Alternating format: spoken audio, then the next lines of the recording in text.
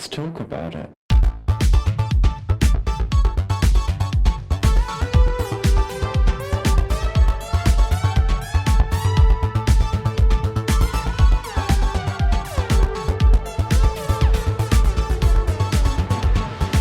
Hello and welcome back to Thicc Radio, the podcast where we talk about gaining, feedism, and everything in their orbit. I'm James. And I'm Tim, so let's get into it. Today we are welcoming back to the show the fabulous FeedMeDaddy. Hello, I'm glad to be back. Oh, glad to have you back. How have you been? I've been good. I was traveling a little bit, so busy, but that is like my norm. But yeah, I'm excited to be back. I heard that you guys had a lot of good reactions from my episode, and I had a lot of people who enjoyed it as well. So Yeah. Well, people really enjoyed you, and I love that you mentioned traveling because, as you said on the last episode, you are a travel aficionado. You love to jet set and get about the place. You are looking tan and gorgeous. So, listen, let's just get right into it, shall we? So I figured today we can kind of delve a little bit more into, let's say, the female psyche. Let's get into more of the understanding of the feedist way of things, right? So I just want to ask here, like, as a female feedie, what is your general perception of the feedist community? well, I feel like from my perspective, it's very much dominated by women producing content, which is kind of on the flip side for the demographics of the actual community. Because like we talked about before, when like you go in your analytics or anything, or even just messaging people online, it's a lot of men compared to women. I think on Instagram, mine are like 85% men, 15% women. And I did see a statistic somewhere that was like out of all people who have a fetish, 75% are men, 25% are women. So there's definitely a lot more men than women, but what you kind of see online is women producing content. And then there's the whole flip side with like the gay community where it's a little bit different, but I feel like they're totally separated. So a lot of the stuff I would see is like on Curvage, just videos of models producing content, and then like posting pictures and stuff about it online as well. And then just like men commenting or whatever, but it's kind of rare to see like a dude making content. That makes sense. I mean, as a gainer, I am curious about this aspect, right? Because in the gainer community, as in the gay community, we love a label, we love a subdivision, and we love to just split hairs over Yeah. the minute of things. So, like, obviously, a lot of listeners will be familiar with a lot of the gay animal kingdom, right? The 50 million animals we've got there, and then within the gainer community, we've got labels for just about everything, right? So like a gainer gains, a muscle gainer gains muscle. An encourager likes to say nice things, a feeder likes to feed them things, an admirer likes to watch from afar but not really get involved, a maintainer maybe was gaining but they're on a bit of a pause, you know? Like there's just so much to choose from, and I'm curious because by my observation within the feedist community, there is just the feedees, the feeders, and the collective term is feedist. Are Yeah. there others? That's pretty much it. And it's interesting that you say that because I've noticed some of those terms come up and I'm like, I don't know exactly how that's different, like one aspect from another. But the way you explained it, made sense. But yeah, pretty much it's, I guess, pretty broad, but not really, because we're all into the same thing. It's just semantics. But yeah, it's like feedie, feeder, mutual gaining, contrast, and like all under the umbrella of feederism. Trying to think if there's any other terms. I mean, I know in Feabie they say like fat admirer, but I don't really hear people actually use that. I think it's just like a label on the website. It's funny because I was showing my friend like Feabie, and the one who's like doesn't really know much about feederism, but like I'm telling her about my experiences and stuff. She's like, "What is a fat admirer? Like, was this person like this, that?" I'm like, I think that's just like something on the website. Like, I don't even know what that means. We barely So, know either, to be honest, because I yeah. don't think that fat admirer in the gay sphere came into play until Grommr came along. Honestly, I don't think that we had been using that term until they created it. So, Yeah. Well, even separately to that, you have what's referred to as the chub chaser community, right? So, like, again, we're coming back into the labels, right? Like in the gay world, there's the jungle, and of course, we all know about bears, hellier bears, and the accoutrement, the posse that follows, the cubs, the otters, the wolves, the pups, all that kind of stuff. And typically, the chub chaser community, which is a derivative of the bear community, more centers on kind of, I guess, more a typical feeder type of thing, but without the feeding element, right? Like you've got guys who are big who aren't necessarily trying to get big, they just like to sit down and eat food sometimes. And you've got chasers who I think probably more fit into the label of a fat admirer. They are people who just prefer their chubs, super chubs, chubby dudes, BHM, SSBHM, and all that. Which also, I feel like my original understanding of fat was BBW and BHM, and then you've got SSBBW and SSBHM, all of which are great.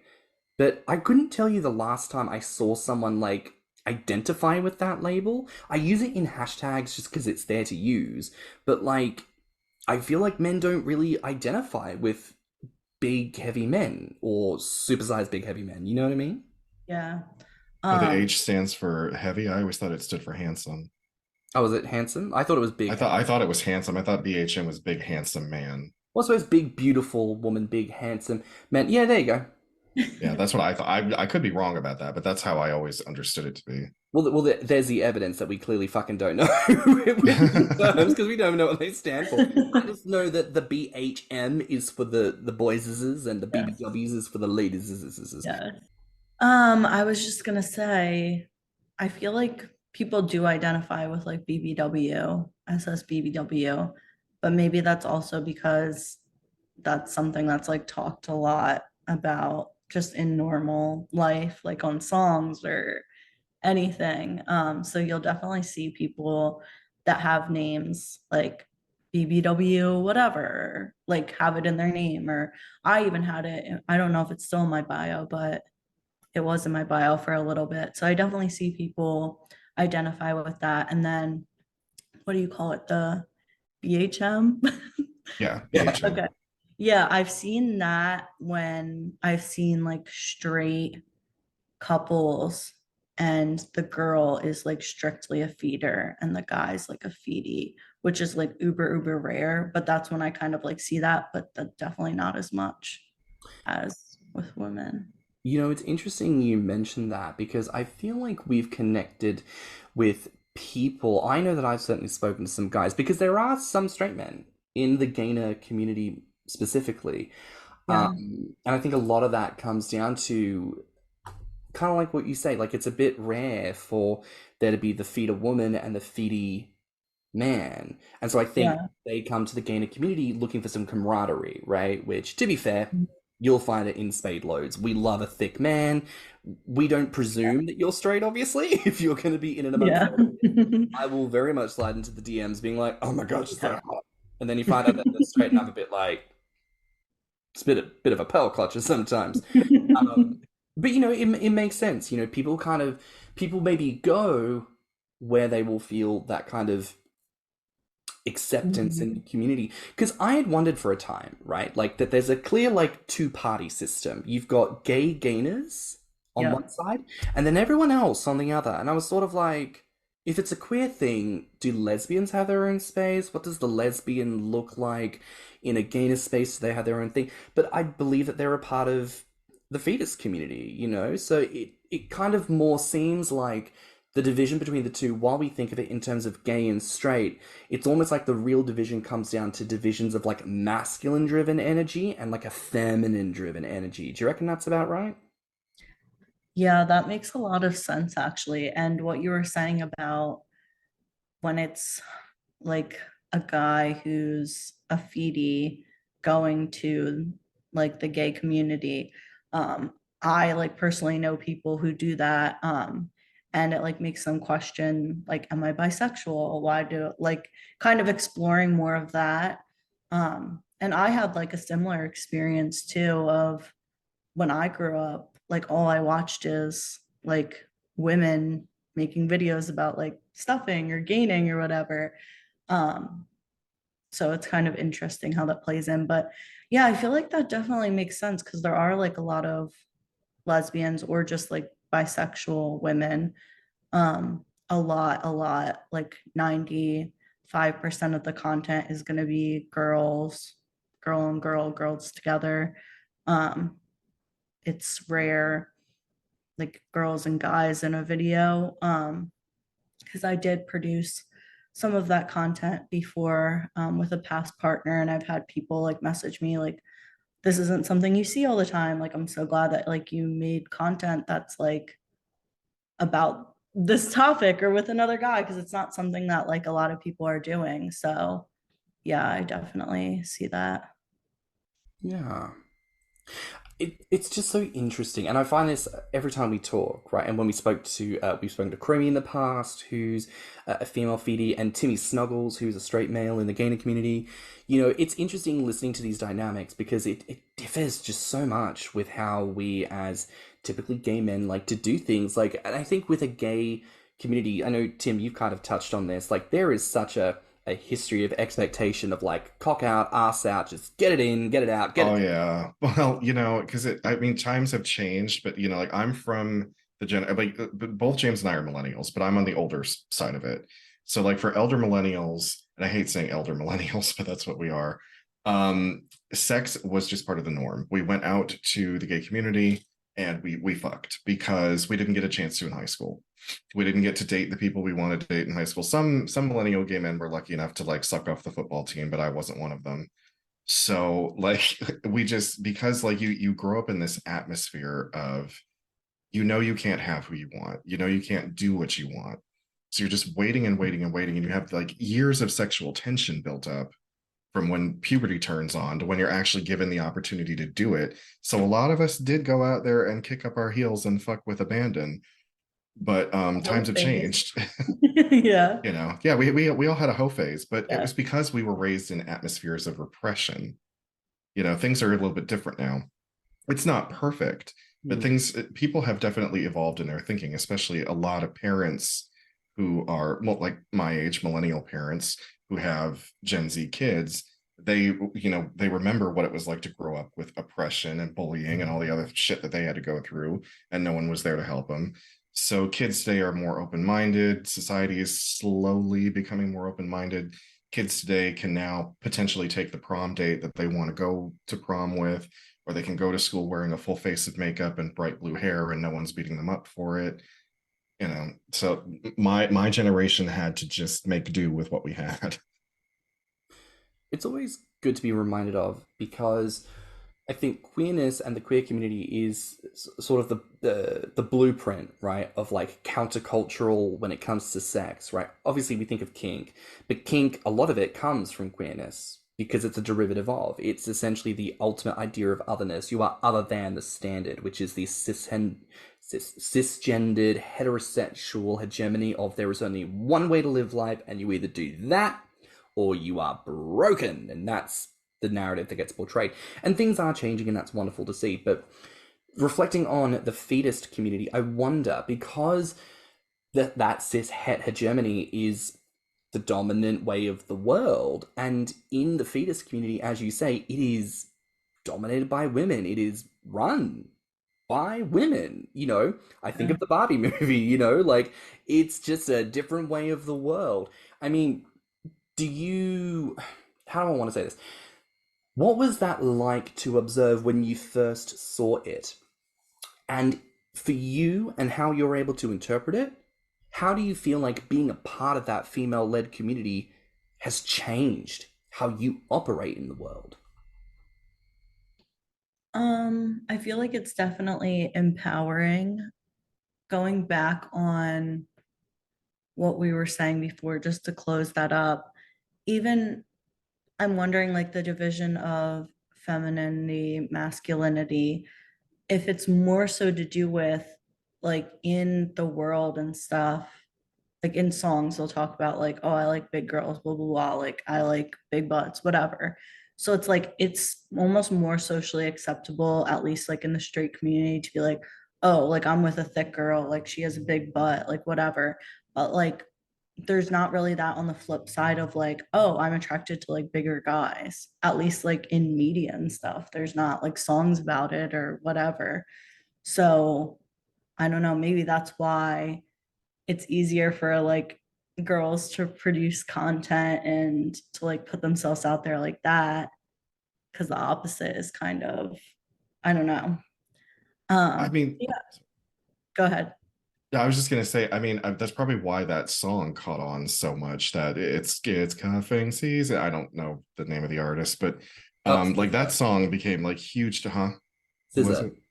Oh, SZA. Okay, so like it became a huge deal, and it was memed all over TikTok and whatever. But I do find it interesting that like in terms of like say from Hollywood examples where it's the thinner woman and the bigger man, like look at any comedy, like situation comedy, King of Queens, The Simpsons, Family Guy.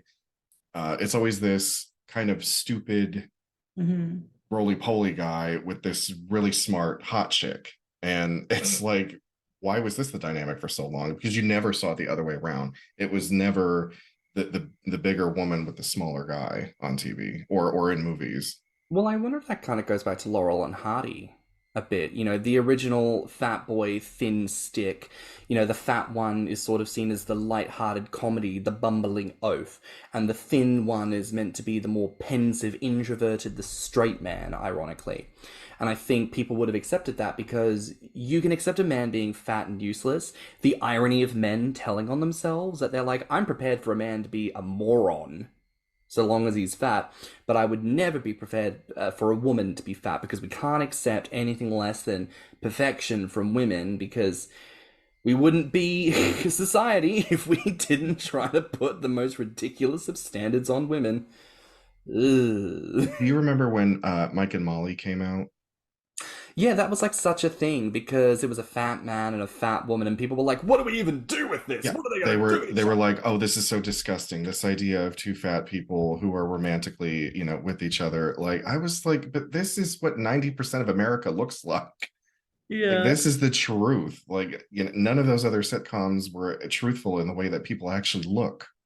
I wanted to circle back for a moment because we did have a listener question, which was to ask you, like, has the feedist journey caused you to question your sexuality? And you've expressed a sense of that, and I do want to ask again, not trying to out nobody here or make no judgments, but do you feel like that is a consistent trend within the feedist community that to participate in the process of gaining weight will kind of cause you to kind of reevaluate your sexuality and sexual preferences?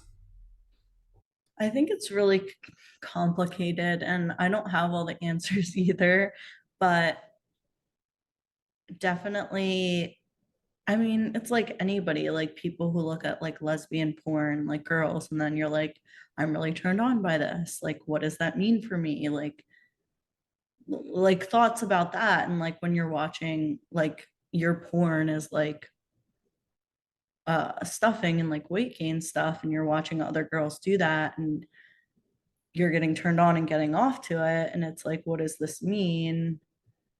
Like in reference to me. And I think a lot of it is also just like you putting yourself in the person's shoes and being like, I want that to be me. Um, so I don't know if it's a requirement. I mean, I know a lot of models collab with each other. So there's a lot of like girl and girl content, but none of it, almost none of it is like actually having sex. So defining like what that's like for that person. And obviously it's porn, so it's like there can be a professional element of just like I'm just doing this because it's a job and putting on a performance, and then okay, we're friends, but it's nothing more than that. Or like I'm doing this and I really like it, and there's like something more there for me. But yeah, I mean, I know like not to like tell other people's stories or anything, but I know from like a guy's perspective of like looking at other guys gain weight and then being like, well, I want to do that and like I'm attracted to that. So like what does that kind of mean for me exploring that side? But then in other situations, like if it was just normal sex, like okay, like normal non-feederism related, like, no, I don't want to have sex with a guy. But when it comes to like feederism stuff, it's like, okay, that interests me. So kind of like navigating through that is difficult too. No, that makes sense. Like, there is someone relatively well known in the gainer community who I followed him since Tumblr years, and he tells the story about how he was with a woman and then decided that he wanted to try gaining weight and did so, and they broke up, and he then joined the gainer community because this was before Feabie, and he wasn't too sure about how to express those desires for women. And while on the site, he became close with men, very insistent on his heterosexuality, but then started dating men, and now I believe is in a long-term relationship with a man and is quite large. So, I think there is a fluidity in Yeah. fatness and sexuality. Like, there is a common theme of how fatness in media is used to desexualize and neutralize gender for both men and women. Because when you think about it, there's no such thing as a fat woman who is seen as sexual, right? I think I said this on a previous episode. Like, there's this show out called Survival of the Thickest with Michelle Buteau. Such a great show. And there's a scene in the very first episode where, like, a man is going down on her. And I was watching that and thinking to myself, I don't know that I have seen, like, two simultaneous fatties, like, fucking in bed before. And I'm a fatty. Like, and I love fat porn. I love fat shit. And here I am thinking, I don't know that I've ever seen this presented before. But she is a viable sexual young woman. But most presentations of fat women are very matronly, very frumpy, all these like negative connotations by fat and by her gender. And with men can never be intellectual and confident and fat. They have to be arrogant and stupid and comedic and fat, right? So it's interesting how sexuality is kind of wrapped up in this gender identity, how the world perceives us and how we perceive ourselves. Like, I think all that's really, really fascinating. But to come back to a point, because you'd mentioned a couple of people who engage in like the gay gaining community. Like, do you participate in anything like that? Like, do you engage with other gay members? Do you know many people from the Grommr gainer side of things? Or is it like, nah, it's mostly feedists? Except for us two, No. because we're obviously all good friends. Except for you two, no. I mean, I follow a couple guys on social media. I like will message here and there, but nothing. No, there's definitely like a hard division between the sides, at least from my perspective. And I maybe like because I know a lot of people like contrast, but like maybe for me, because I mean, I'm into both, whatever, but like I'll seek out like fatter guys, like just to look at their social media, whatever. Um, so maybe I'm more rare in that. And then, like I was talking about last episode, there's not really a lot of content. So then just like following anybody I can and being like, oh, I like that. Maybe that gives me a little bit more openness to the gay community than other people, because I don't even think like other people would follow like other guys or anything on social media. They're just more like, I want a skinny guy to make me fat, or I just want to document like me getting fat, and it's not really about like me. It's like about me, not really about the other person. Yeah. But yeah, there's definitely a hard division. What do you guys think? Do you see that too?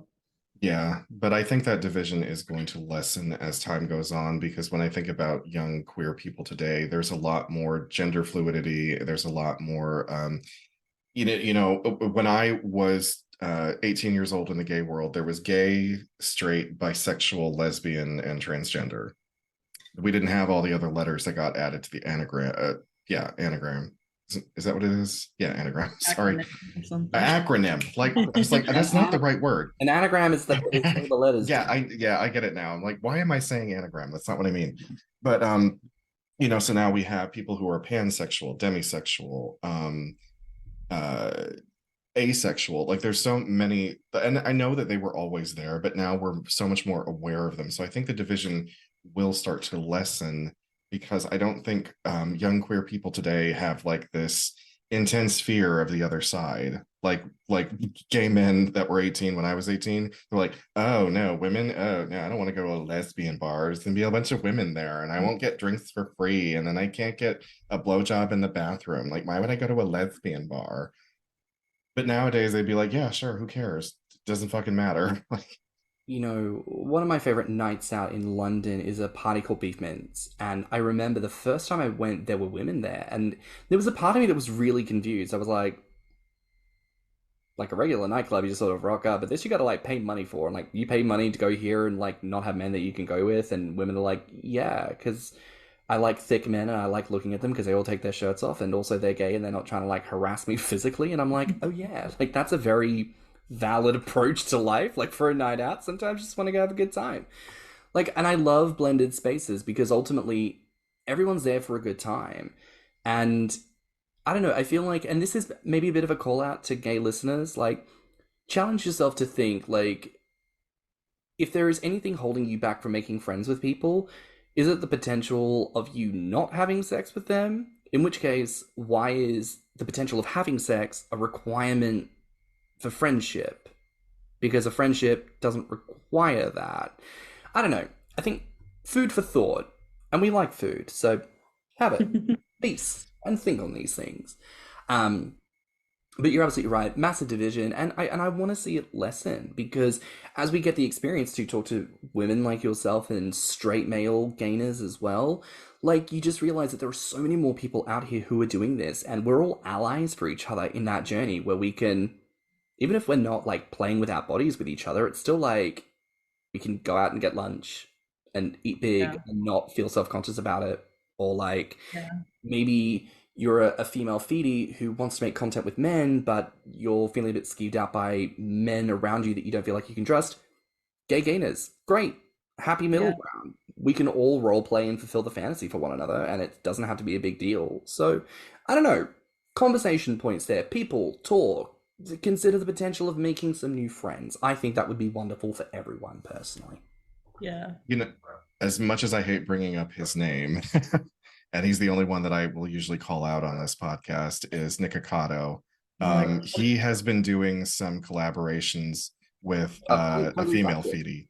Hungry Yeah, Factor. Yeah. No. yeah, Is she a yeah. feedie? I figure she is. Very I mean, Thatcher. I'm going to assume Hungry so. Factor, I mean, I probably shouldn't because I don't know this woman's story, but I mean, the fact that she's willing to do a mukbang on camera with him, I'm going to assume, and she's a very large girl, so I'm going to Oh, assume that she's a feedie. But and I don't know again what I'm his like, sexuality is, but yeah, I'm tapped into the YouTube drama.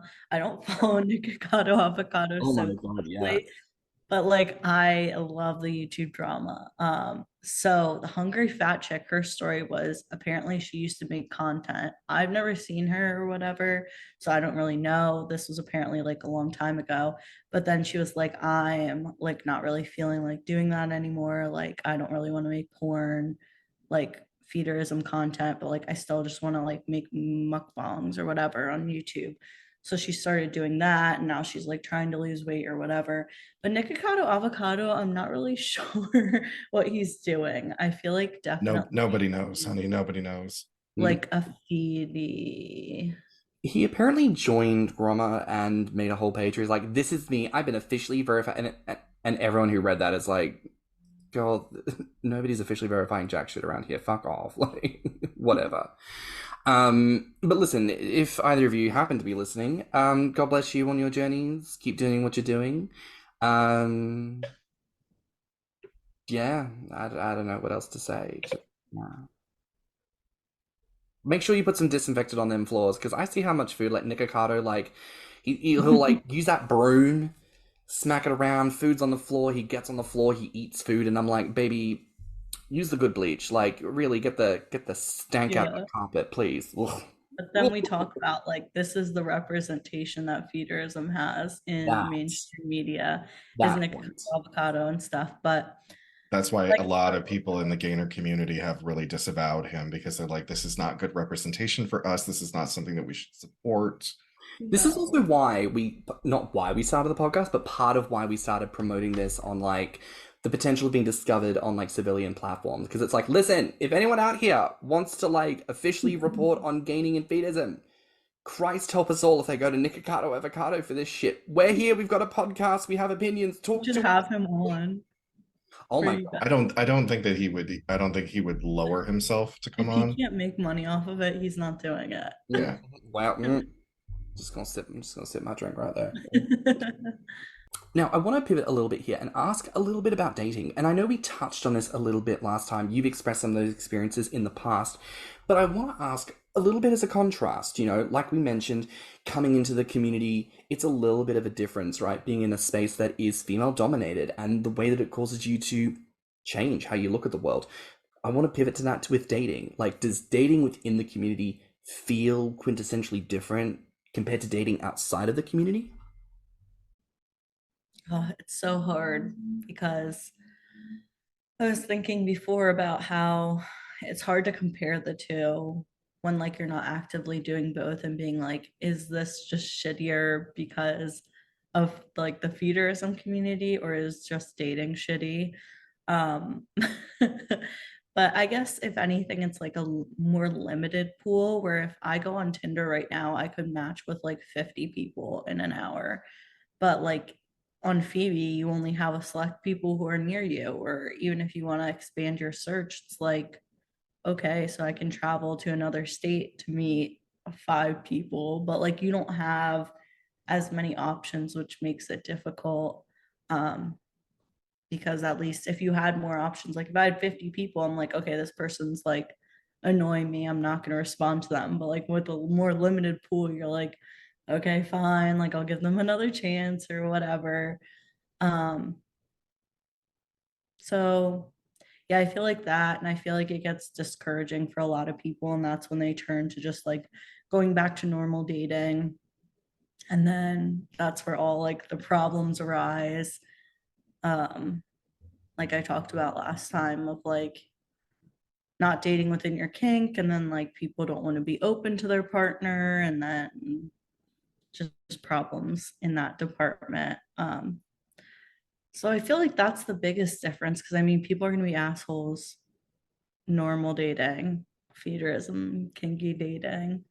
um yeah, just the limited pool to pick from.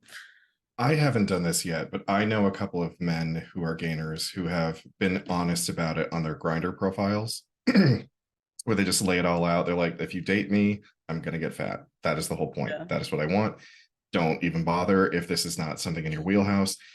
And they tell me that they actually get people sliding into their DMs like, I've always been interested in this and I've always wanted to like experience this, but I was never, felt comfortable talking about it. And like, because I guess the common conception or the common idea is like, you're going to be honest on your Grindr profile and people are just going to mock you. Just be like, well, why are you even here? This is a no fats, no femmes, no whatever area. And yeah, I know deep down that a lot of people have these desires and these feelings and they don't know how to express it. So it's just really interesting to see, like, when you are totally honest, the kind of response that you get. Oh, absolutely. I can speak to that because I have it on my Grindr profile. It is literally listed Gainer Australian flag. And I say, 30-something gainer. I also co-host a podcast. I pulled up all my social links. Sorry that. And don't get me wrong, it's not like I get oodles and oodles of people, but like I get one of two categories of people messaging me. People who are like, what's a gainer? I am genuinely curious. And they will just ask questions. Conversation goes nowhere else. They just wanted to know about it. And the second category are people who are like, oh my god, you're a gainer. I never thought I'd see a gainer on here. This is amazing. And I don't know if it's that they don't know that Grommr exists, or if they're just like too terrified to join the site or whatever. But like, I do get that. And I get those messages from guys who can verify themselves relatively easily that they are very, very attractive men. Like, it's wild. But I also think it comes down to like, people are in places where they are actively looking for something. It's a little bit like that old adage, like, how do you get a man to be interested? How do you know if someone's interested? Here's the trick. If they are interested, they will show up. Right? If someone gives a fuck, they will be there. And if you can't convince them to care, then maybe they don't care. And that's your answer. Move on. But it's the same thing when it comes to us looking for things. You're on different apps and platforms because you're looking for something on there. And so I think when guys hit up guys a lot like that on Grindr for gainers, it's like, they don't necessarily care that much to be like on Grommr looking, maybe because they know it's not around them, maybe because they don't care that much. But if they see it on the apps they happen to be looking on, it's sort of like a surprise treat, like oh, how wonderful, this is here. I get to throw myself onto that and see what happens. And Mama's had a little bit of success on that front. So, gainers, feedies, try your apps. Put your info, well, not your info. Put your kinks and shit out there, because the Yeah. right people will respond. And if they don't respond positively, there is always the block button. Yeah, I have two things to say before I forget. One about me putting that in my bio in my regular dating profile, and then two about how I like first met somebody in the community, like in real life, and like got on Feabie and like all that stuff. So the first thing to go along with that is I did put that in my dating profile. I don't know if you guys have heard of an app called, I guess it's Feld, Feeld. It's Oh, like field. kink. Yeah, yeah, yeah, yeah. Yeah, it's a kink dating app. So I was on that for a little bit and I put it in my profile. I forget what I said. I think I said something like chubby girl who loves food, or it's just something like casual like about it, but like not just coming out and being like, I'm into feederism or whatever. Um, and I had a lot of people message me, but they were definitely not on the same wavelength of like they're like, ooh, I like to like play with a girl's belly button, or I like to like play with a girl's belly. And I'm like, okay, I'm into like weight gain, I'm into stuffing, I'm into X, Y, and Z. And they're like, whoa, whoa, whoa, what is that? Like, I'm not at that level. Where it's like guys will say anything just to like fuck you, or maybe they're like, okay, like, yeah, I like curvier girls, or I'll like whatever play with your belly, but you're like, no, this is like more specific than just general. I feel like I, we could kind of run into that, whereas like you might meet a guy who says, well, I like dad bods. Okay, well, what's your definition of a dad bod? Because the thing is like that could be anywhere from 20 pounds overweight to like 50 pounds overweight. And like it doesn't mean that they're looking to have their partner keep getting bigger. yeah. It's like in every profile that I have out there, and they are all on the website's designed for it, I'm like, I have every intention of getting larger. But I feel like in the regular dating sphere, it's one thing to say that you like a certain aesthetic, like the dad bod or the curvy girl, but I Mhm. think they separate that in their minds. Excuse me, I'm sorry, I don't know why I'm so phlegmy. They separate that in their minds from what is actually fat. Like many times, like if at this point at the body that I'm in right now, I don't even think I have a dad bod. So if someone said, "Oh, you have dad bod," I'm like, "No, I'm fat." There's a difference. Like, and I think that they can't make that correlation. Yeah, I think, okay, I'm not just into people who like people who are fat. I'm into feederism. And there's like a difference. Like, yes, feederism is like we like people who are fat, but like there's also, it's different than just like I enjoy fat people or skinny people or whatever. It's It's like, a little bit like how I said before, there's the chub chaser community, and those are people who are very much into the fact that someone is fat, the fact that someone is contrast to fat, but there is no specific desire for the transformative feeding element, or there's no desire for there to be an up or a downness. There is only just the presentation of it. In my mind, I feel like, and I think I said this last time, like I think of gaming as like a form of sexuality, right? But I think it's a bit broader than that. I do think the actual gainer feedist desire for growth and transformation is in itself the core kink element, and everything kind of feeds out from that feeding. But as a broader concept, I think it does encapsulate people who are into BBW, thick, curvy, it's curving season, like all of that love and appreciation. I actually think comes under that broader umbrella, and I think when you take a step back and look at that collective, there's way more of us than I think people would give credit for. And I think, yeah, like I mentioned last time, BBW is the most commonly searched porn term in the history of people searching terms for porn where you could track that data. It has never not been in the top. So, very clearly and distinctly, people are into this. So, yeah. yeah. And then I was just gonna say about how I like got into like making content and being on Feabie and stuff, because like obviously I've been into this for like ever and like always got off to it and watched porn with my ex and stuff. But when I broke up and like was just dating for the first time, I met somebody just like on a regular dating app. And then we were just talking about kinks. And he was like, yeah, I'm into like belly stuff. And I was like, I am too. And then we kind of like figured out that we were into the same thing, which was like such a freak thing because like it wasn't discussed ahead of time or anything. That's kind of how I got into. And then he was like, I make content online. And I was like, oh my God, that's cool. So that's how I got into like making content. And then I don't know if I really heard about Feabie before, or maybe I heard it, but like didn't even think about it because I wasn't even thinking about dating people in the community. Like I didn't even know that was like I knew it was a thing, but I wasn't even I was just like, I'm just gonna get off to this and then close out. And I'm just gonna have the normal relationship that you see in the media that everybody does, that's like ingrained in your head. You have to do it this way. Um, but then like meeting him kind of changed my perspective on it, and then posting content online and getting more like actually involved versus just being a viewer. I feel like most people, you choose to have your body a certain way because you think about just normal people who like aren't into feederism or whatever. They're working out, they want to have their hair a certain way, wear certain clothes, and it's like, where are the people who like are choosing to be fat when everybody is saying to be skinny, or the world's saying to be skinny? And it's really only like you can say Adele or Lizzo or whatever, and like yeah, they say like fat positivity, or like you should like embrace how you are and whatever. But it's like beyond embracing who you are, we're the only people who are actively choosing to be this way versus just, okay, well, this is the way I am. So like I'm just going to make the most of it and be happy.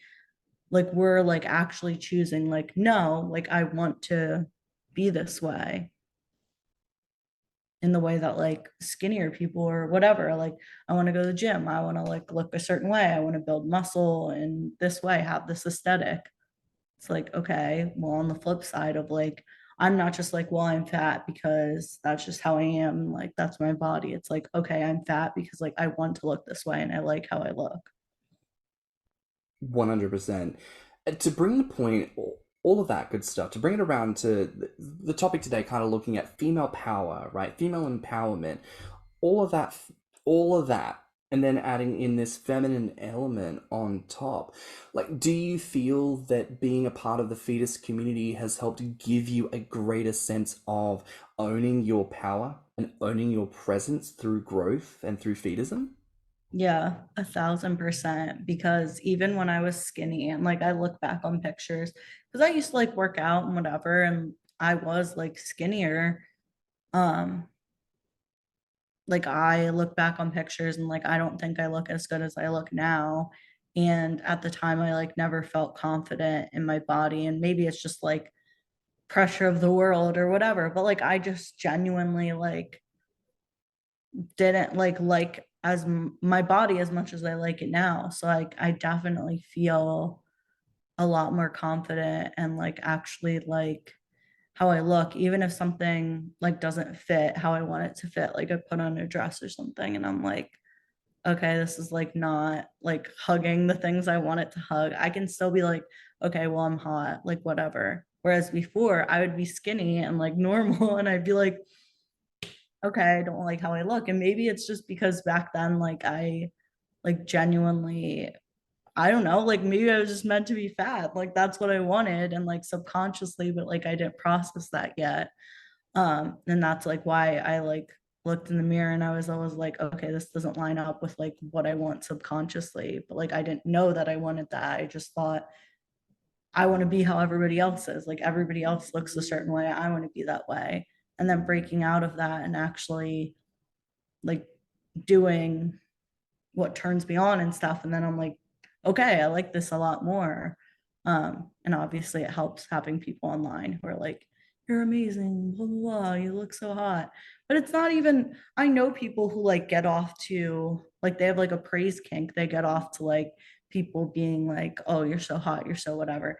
And that doesn't necessarily do like that much for me, but it would also be different just getting fat by myself and only having myself for like my partner versus like a bunch of people like reassuring you that like, yes, you look hot, like we love it, like blah blah blah. So You're singing our song, girl, because same thing. I didn't even know that that's what was missing until I started gaining because I, I think I'm a pretty good looking person. And when I was younger, I was even cuter. But I didn't really do anything with it because I was so insecure, because I felt so invisible, because I felt like, if you put me in a room full of other hot men, no one's gonna notice me. Kind of like I had that whole like I'm just no one's gonna care. And then I started gaining weight, and like the amount of confidence that I have now, as opposed to when I was skinny, I was like, for Christ's sake, what was I doing all those years? And like I didn't even know that this was the thing that was missing. Yeah, there is very much a through line of seeing yourself in the world and knowing that you can live, right? And this is something that gets commented on very frequently by Black content creators, by queer content creators, because growing up, when you don't see yourself represented positively, you don't see yourself positively, right? Because for a long time, Black people didn't get good representation. It was always representation in a negative connotation. And so when you finally started seeing Black characters presented in positions of power and authority, of intellect, of things that Black people never got shown as on TV, game changer for so many people. Because I saw this person do it on TV, it told me that I could do that. Same thing with queer narratives. When we see queer people who live in a way that is not destroyed by AIDS epidemic, when we see queer people who are able to live successful and happy lives, not these destroyed and distraught, it gives you claws to believe that I can do it too. The exact same thing exists with the fat experience. We never present fatness in a positive light in the world. We talked about it before. Women are either negative connotations of frumpy, dumpy, and ugly. Men are negative connotations of fat, ugly, and stupid. Like, it's all that same thing that tells you you don't want to be that. So try and be thin. Try and be good, quote unquote. Try and fit in that way. But as we ourselves promote ourselves online, and as we build community online, like I was saying before, we create a space where when other people can see it, it inspires them. I have been told by civilian people in my life who maybe do or do not know about the gaining, that they are envious of my confidence. They are envious of the way that I walk in the world, giving no fucks what other people yeah, think about my body. And we can take that for granted in the community, that many of us don't have to overcome that hurdle because we have wanted it for so long that we just go like, well, I'm just going to jump into it. It's going to be great. But what we exude with zero effort, we do this as we sleep, girly, is we exude the kind of thing that other people crave like nothing else. It is a self-acceptance and a self-love that comes for us from being fat. And it inspires other people to think, maybe I don't have to diet in order to love myself. Maybe I don't have to fit the dress. Maybe that dress needs to fit me. Because maybe my curves and swerves are exactly the way that it was intended to be. And maybe it's the fabric that needs a little nip and tuck. So yeah. I think all of It's this is wonderful stuff. yeah, it's crazy that you said that because my friend, my bestie, but um she was showing her other friend a picture of us like on vacation or something, and her friend's like bigger, um and she was like, I love how confident your friend is, like she, like I wish I could be like that, like she's so confident in how she looks.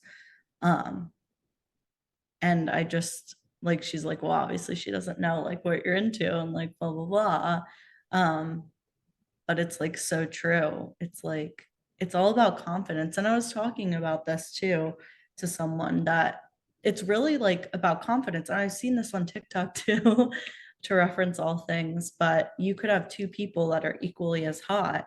If one person's like not egotistical, but they're confident, they're, excited about how they look and they can speak well and they can whatever. And then you have somebody who's like oh, well, I don't look good. Well, I feel like I'm like less than blah, blah, blah. Like you're gonna go for the person that like has confidence and feels good about themselves. Because it's like also an animalistic drive of like we're wired to go after like what we think is valuable. And if somebody's valuing themselves and presenting that way, then we're gonna go after that. So James and I were just having a conversation before we started this about why is the douchebag guy, the total toxic douchebag, why is he still hot? Why do we go after that? And I'm like, what? Because I know some men like that, and I'm like, whatever made me want to sleep with these guys? Because they're like totally toxic, completely self-absorbed, narcissistic. My late husband was a perfect example of all of those. I was like, what is it? Like, I know that I'm not stupid. So what is it about like these men that still attracts me? And like James is like, it's got to be a primal animalistic thing. It's like it has to be some sort of evolutionary hook that we have where we're just like we see this toxic, horrible guy as like, oh, he's strong, he can protect me, or I bet he'll have good offspring. Like, I think this is such an amazing place to start to close out the episode, because I think all of this comes down to, we're talking about power, and we're talking about these dynamics and how, femininity plays a part in the fetus community, and, there's that sexual element and there's the social element, and it's much like all of the conversations we end up having. It's like, yeah, here's the topic, but there's 50 million threads that connect everything together. Nothing is ever so perfect that you can say, great, here we are, we've talked about every conceivable thing that is attached to it, and that's it. All done, right? But I love this conversation, and I think so much of this does end up coming back to female power, because as you kind of expressed, for women there is this ease of connectivity where, maybe you're not necessarily looking to connect with other men because other men can sometimes get things wrong. Men have a very specific way of looking at things because of how we're coded, whereas women have more of that fluidity. And so there is that connectivity, whether there's sex or not involved, doesn't really matter, but there's still such a presentation of space and power. And I think in the global context of, the combined communities, I think it is still women who really rise to the top. I think it is the women who are the superstars. People outside of the space will, I don't know if they'd be able to name a single gay gainer, but I'm sure they could name a couple of female Feedees off the top of their head. And I just think there's so much to be gleaned from that confidence, And I think even when we all started connecting, right? This was something that we noted about you straight away, that there was this not arrogance, but confidence. It was this power of saying, yeah, I'd be interested. Let's learn more about this. And then we had like a little call to just kind of be like, hey, is this going to work out? And what do we think? And then it ended up being like an hour conversation where we talked about so much. And I really feel like when we walked away from that, we ended up thinking, gosh, like there's such a presence and a strength that comes from you. And I just think that's something that you don't get anywhere else, right? You don't get it in the gay gainer community. I think you get it in the fetus community. I think you get it with women. I think you get it with gorgeous feeties like yourself. So I think that's power, and I think that's beautiful, things to be admired, and things we could all learn from, I think. So there you go. Gay gainers, make friends with a female feedie today. They are gorgeous. Power is confidence, and confidence comes from being yourself. I love that. Before we properly close out, is there any last bits here you would like to say for the listeners? No, that's pretty much it. Love it. Well, Feabie, Daddy, thank you so much again for another amazing week on this podcast. Thank you, thank you, thank you. Where can our listeners find you online? Yes, thank you so much for having me. I am everywhere: OnlyFans, Curvage, Instagram, Twitter, Tumblr, Reddit at FeedXMeXDaddy. Gorgeous. Love it, love it, love it. Well, that's it for another week here on Thicc Radio. Please remember to like and subscribe, rate us 5 stars, and leave us a good review. Now, if you liked this episode, the podcast, or just us in general, share it with your friends and encourage them to tune in. You can find me on Instagram, BeefyFrat, Stuffin' Show, and Oh My Nom at stannnum. And you can find me on Instagram, Twitter, YouTube, TikTok, and Beefy Frat at Thicc Mouse. You can also look us up on Instagram, YouTube, and TikTok at Thicc Radio, or at our website at www.podpage.com/Thicc Radio.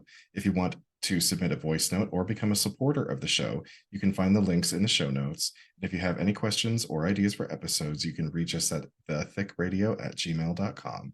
So until next time, bye, Fats. Bye, Fats. Bye, Fats. Let's talk about it.